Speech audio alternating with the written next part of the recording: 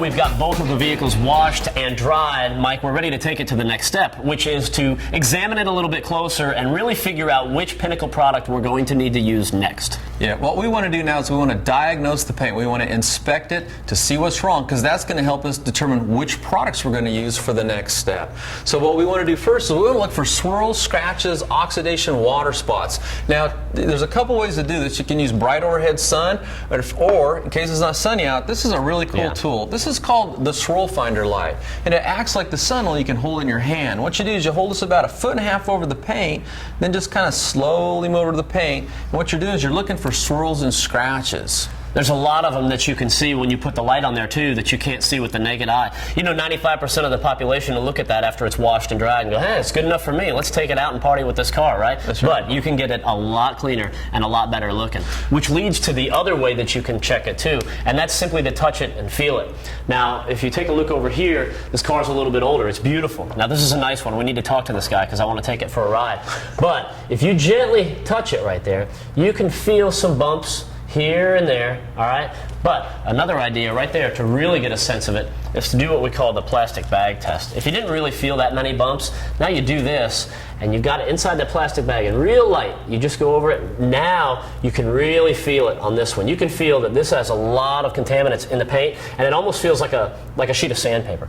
Yeah. What the plastic film does is it actually intensifies your sense of touch, and it'll reveal to you contaminants that you might not feel with just your bare hand. And so using that baggie test is going to give you a really accurate assessment of whether you need to clay the paint or if you're ready to just go on to the next step. Now, when we felt this car, it actually, like you're saying, it feels like sandpaper. Right. And although it looks really nice, this is an older restoration, so it's probably been a daily driver, parked outside, and again, anything in the air that lands on it, if you don't get a wash off right away, it's actually going to bond to the paint, and now you're going to have to use detailing clay to get it off. Now, the Camaro is a lot newer. It doesn't feel like there's near as many contaminants in the paint, but there is a little bit in there, right? So we need to take these in there and dress them up a little bit. I would say it like this. If these two cars were at the emergency room, this one's going in first. Yeah, this one, although it feels pretty good, it does need just some light claying just to really get it back to where it's smooth and clean and ready to polish. Yep.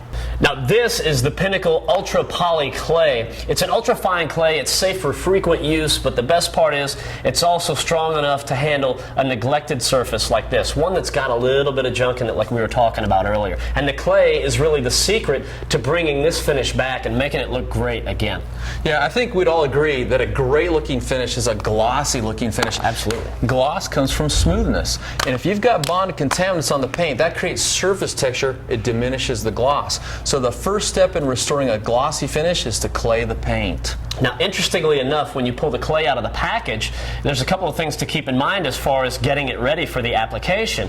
And Mike, you're kind of the worldwide expert on this, and there are a couple of good tips for people, especially if they've done it before or if they haven't. Well, one of the things you want to do, when it comes out of the box, it's actually like in a little bar, like a bar of soap. What you want to do is you want to take and knead it and make a little patty like this. It'll fit across all 4 of your fingers, and then here's a little bit of a tip.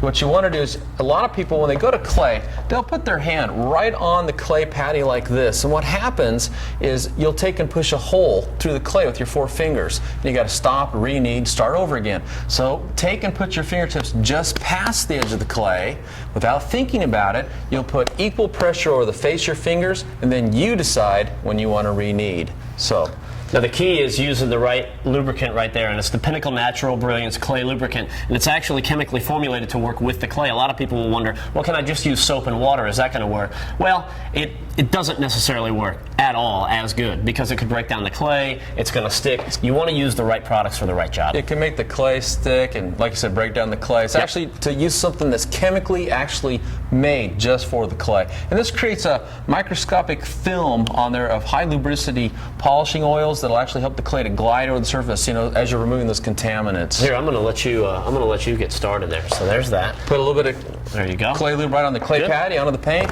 Then you just want to come down here and just rub this back and forth in a straight line, and just use light pressure and let the clay do the work. And when I first started out, I could actually feel this kind of dragging, you know? Right. And after a few passes, it's starting to glide effortlessly. And that's a sign to me that I've removed the contaminants in that area. I can move on to a new section. Now, we said earlier that the Camaro wasn't as bad, not as bumpy, so that's not going to be as tough of a job as this one is, right? Yeah, so tell you what, I'll take the Camaro. Why don't you finish the Corvette? I'm not quite sure how that... You're one of the most foremost technicians as far as detailing goes in the world, and you're taking the easy job. Well, that's how I got to the top. See, I'm starting to figure this out. Here, you need that? Yeah, I need a little car lube. Okay. That's fine, Mike. I'm not going to complain. How does that feel now, Matt? This feels perfectly smooth. This is exactly how I wanted it to feel. Like a petal of a rose, if you will. Right? Like a piece of glass. It's perfection. Well, now we're ready for the surface prep step. Right. That's where we're going to remove the swirls and scratches and perfectly prepare the paint for a coat of wax. All right. Let's get set up for that.